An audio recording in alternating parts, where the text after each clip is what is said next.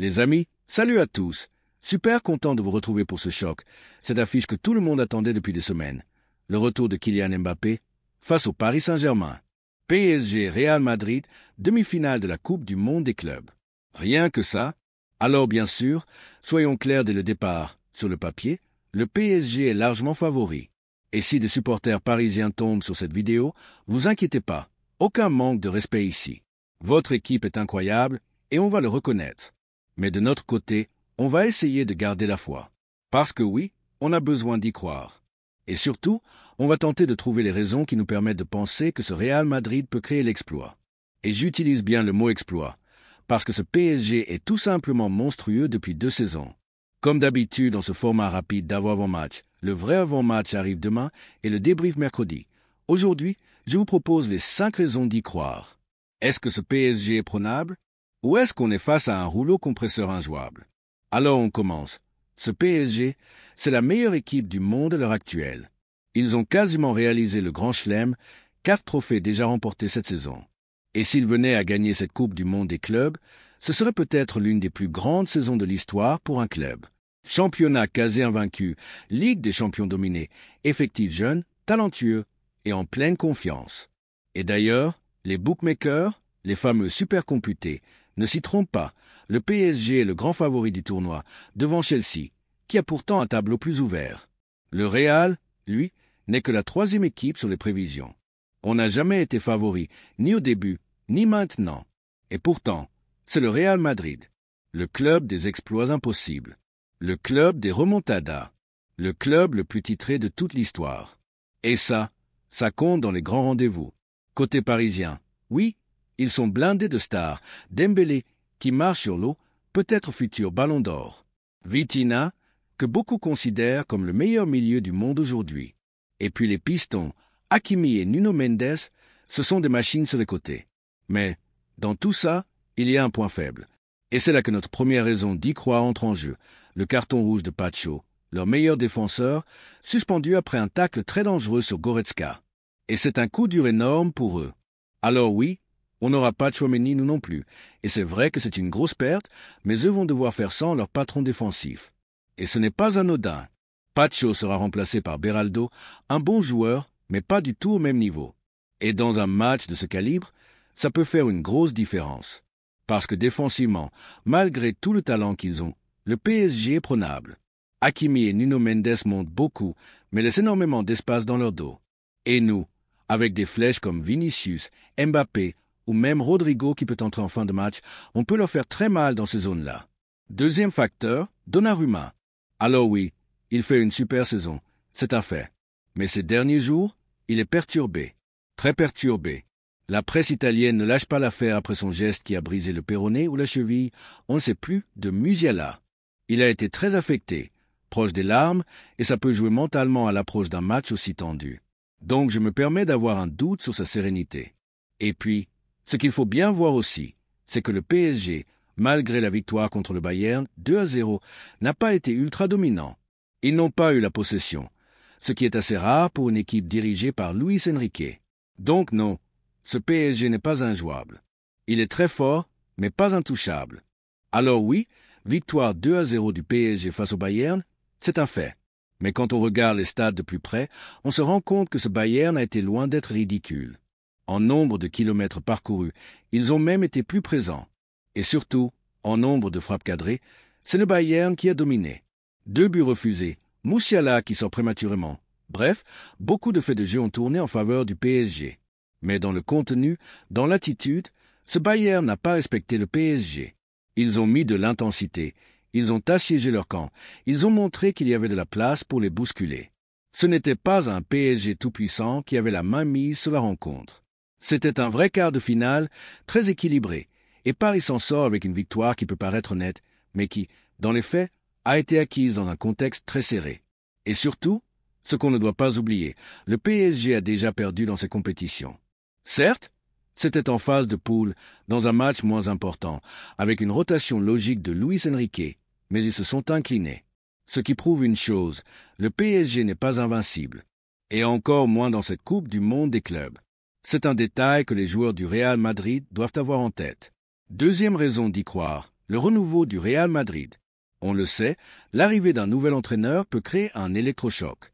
On se souvient tous de Chelsea avec Tuchel, qui avait rejoint le club en cours de saison et remporté la Ligue des Champions quelques mois plus tard. Et là, on est peut-être en train de vivre quelque chose de similaire. Xavi Alonso a pris les rênes après l'ère Ancelotti, et franchement, il a déjà redonné une âme à cette équipe. Certains médias disaient qu'il devait rallumer la flamme. Mission accomplie. Le Real est là, en demi-finale, l'objectif minimum est atteint. Évidemment, on ne se contente pas d'une demi. On vise le titre, mais si jamais il y avait une élimination, sauf accident type Manita, il n'y aurait pas de honte. Parce qu'on sent un projet en construction, et surtout plein de promesses. Ce Real est encore invaincu dans la compétition, et on sent une montée en puissance. Le premier match contre Al Hilal a été moyen, certes, mais ensuite, victoire à 10 contre 11 contre Pachuca, grosse performance face à la Juventus, et ce 3-2 face à Dortmund, où le Real menait 2-0 à la 90e minute avant une baisse de concentration. On n'était pas loin d'un enchaînement de 3 clean sheets, ce qui aurait été un vrai statement. Alors non, tout n'est pas parfait. On est au tout début de l'ère Xavi Alonso. Il ne peut pas tout révolutionner en un mois. Mais ce qu'on voit, c'est une progression claire des joueurs qui adhèrent au projet, qui comprennent les consignes et surtout, qui prennent du plaisir. Et Xavi, ce n'est pas juste une caution madrilène, c'est un vrai patron. Il n'a pas peur de recadrer. Je l'ai partagé sur mes réseaux. Il n'hésite pas à mettre la pression à Kylian Mbappé lui-même. Il demande l'effort à tous, sans exception. Là où certains coachs se cachent derrière les égos, Xavi impose le respect et s'affirme comme le vrai centre du projet. Et tactiquement, c'est très fort aussi. Il s'adapte, il corrige à la pause, il ajuste en temps réel. Le Real change de visage même au sein d'un même match. On l'a vu passer d'un 3-4-3 à une défense à 4 en cours de partie. On voit une utilisation intelligente des demi-espaces avec Fran Garcia ou Gonzalo Garcia dans les couloirs, Vinicius à gauche, Trenti à droite. C'est fluide, c'est moderne, c'est lisible pour nous, mais illisible pour l'adversaire. On sent que Xavi Alonso injecte ce qu'il faisait à Leverkusen, mais avec un effectif encore plus fort. Et une fois que les automatismes seront en place, ce Real pourra devenir un rouleau compresseur. Est-ce que ce sera suffisant dès maintenant face à un PSG qui a déjà sa machine bien huilée? On verra. Mais le Real a le caractère, la souplesse tactique et les individualités pour lui tenir tête. Et justement, transition parfaite vers la troisième raison d'y croire, les individualités. Et là, on va parler de celui qui est peut-être la révélation de la compétition côté merengue. Tu veux que je continue avec cette troisième raison autour de la révélation du tournoi et des individualités du Real? Troisième raison d'y croire, les individualités qui montent en puissance. Et comment ne pas commencer par Gonzalo Garcia? C'est tout simplement l'une des grandes révélations de cette Coupe du monde des clubs. Il est co-meilleur buteur de la compétition, à égalité avec des noms comme Di Maria, Marcos Leonardo ou encore Guiassi. Et il peut finir seul en tête. Il vient même d'égaler un record de Ronaldo en 2016 avec le Real Madrid en inscrivant 4 buts dans la même édition. Rien que ça. Ce qu'on voit avec Gonzalo Garcia, c'est ce genre de joueur qui explose dans un tournoi international, qui saisit l'instant, qui flambe quand ça compte. On ne sait pas encore si ce sera durable sur toute une carrière, mais ce qu'il vit là, c'est le tournoi de sa vie et ça peut devenir une magnifique histoire pour lui et pour le Real. Mais il n'est pas le seul. Il y a aussi Fran Garcia, en pleine renaissance. On savait que Xavi Alonso adorait les pistons. À Leverkusen, il utilisait Frimpong et Grimaldo comme des armes fatales. Au Real, il a trouvé ses nouveaux soldats, Trent Alexander-Arnold et Fran Garcia. Et le latéral espagnol est tout simplement en feu. Buteur contre Dortmund, omniprésent dans les deux zones, il affiche un cardio monstrueux, plus de 11 voire 12 km par match. Il fait des allers-retours incessants et il comprend parfaitement les consignes. Et puis il y a Trent, qui, match après match, commence à trouver ses repères. Ce n'est pas encore parfait, on ne va pas exagérer, mais il enchaîne 2 passes décisives sur les 2 derniers matchs face à la Juve et Dortmund. Il progresse, il s'intègre et il commence à peser. Dans les cages, Courtois reste une muraille. Peut-être un peu moins impérial sur les pénaltys cette saison, mais sur l'ensemble du jeu, c'est toujours le même géant. Un gardien qui, comme l'a dit Xavi Alonso, te fait gagner des matchs, voire des compétitions entières. Et on pourrait encore citer Tchouaméni, qui était excellent avant sa suspension, ou d'autres joueurs qui, dans ce renouveau collectif, semblent revivre, comprendre ce que veut leur coach, et surtout, prendre du plaisir à jouer. Alors, est-ce que ça suffira pour renverser le PSG? On verra. Mais ce qu'on a sous les yeux, c'est un Real Madrid qui retrouve des couleurs, porté par des individualités en feu. Et ça, c'est toujours une bonne nouvelle. Quatrième raison d'y croire, l'esprit de revanche. C'est peut-être la plus symbolique. Celle qui ne s'explique pas avec des stats, mais qui se sent dans les tripes. Parce qu'évidemment, Kylian Mbappé va jouer contre le Paris Saint-Germain, son ancien club, dans une demi-finale mondiale. Et tout ça pendant qu'il est encore en procédure contre eux, sur fond de tensions juridiques et d'amertume sportive. Et Mbappé, on sait comment il fonctionne. Il aura cette rage de bien faire. Il sera habité, pas pour se venger dans les médias, mais pour répondre sur le terrain. Mais attention, ce qu'on espère tous, c'est pas un Mbappé en mode personnage principal, qui cherche absolument à marquer son but pour son ego. Non, ce qu'on veut voir, c'est un Mbappé collectif, engagé, altruiste, qui fait des efforts, qui presse, qui est là pour le groupe. Même s'il ne marque pas, mais qu'il permet au Real de gagner, c'est tout ce qui compte. Et je suis convaincu qu'il a compris ça et qu'il va tout donner dans cette optique-là. Et puis, au-delà de Mbappé, il y a peut-être un autre esprit de revanche silencieux, celui de Kylian lui-même envers Xavi Alonso, parce que jusque-là, il n'a pas encore été titularisé. Et quand on connaît un peu le caractère du joueur, on sait que ça peut trotter dans sa tête, que ça peut lui piquer un peu l'ego, que ça peut agacer son entourage. Et justement, quoi de mieux qu'un grand match contre Paris pour prouver qu'il est le vrai patron de l'attaque?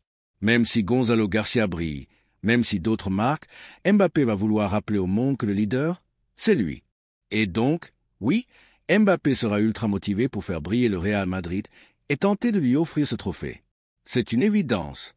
Mais dans cet esprit de revanche, j'ai oublié quelqu'un, Carlo Ancelotti. Pourquoi?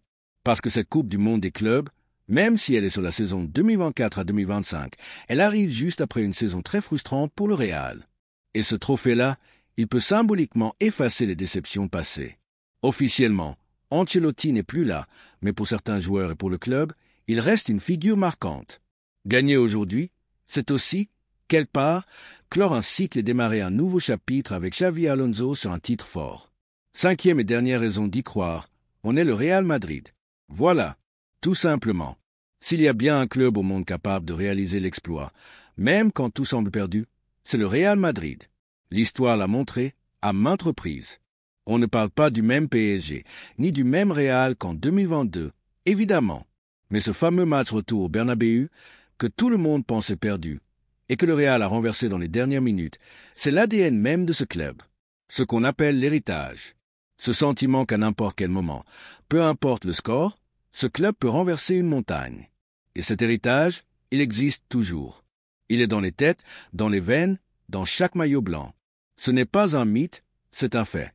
Et dans un format à élimination directe, sur un seul match, comme cette Coupe du Monde des clubs, tout devient possible. Pas de match retour. Pas de calcul. 90 minutes, peut-être un peu plus. Et dans ce genre de rendez-vous, le Real est souvent encore plus dangereux quand il n'est pas favori. Et puis il y a cette obsession au club. Être le premier à remporter la nouvelle version de cette Coupe du Monde des clubs. Florentino Pérez l'a dit, il le martèle, ce trophée est aussi important qu'une Ligue des Champions.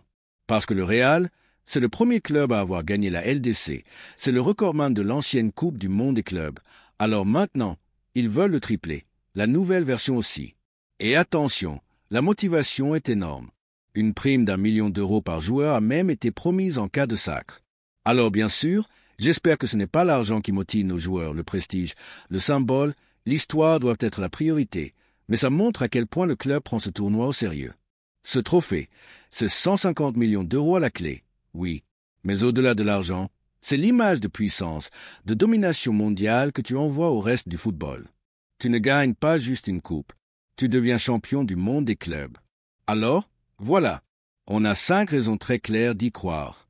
Est-ce que ce sera suffisant? Peut-être pas. Le PSG est l'équipe la plus forte du monde en ce moment, il faut le reconnaître. Mais on n'est pas face à une équipe de quartier non plus. Le Real Madrid, c'est la plus grande institution du foot mondial. Et demain, ce match-là va nous dire beaucoup de choses. Où en est ce Real? Est-il si loin du PSG? Ou est-il déjà prêt à les faire tomber? On aura les réponses très vite. Voilà les amis pour cette vidéo sur les 5 raisons d'y croire avant PSG Real Madrid. D'ici demain, vous pouvez aller checker mes autres vidéos premium sur la chaîne. Et surtout, dites-moi en commentaire si vous voyez d'autres raisons d'espérer. Je suis sûr que j'en ai oublié. J'ai pas la science infuse. On se retrouve donc demain pour l'avant-match et ensuite mercredi pour le débrief. Prenez soin de vous, portez fièrement le blanc et à la Madrid. Ciao les amis. M.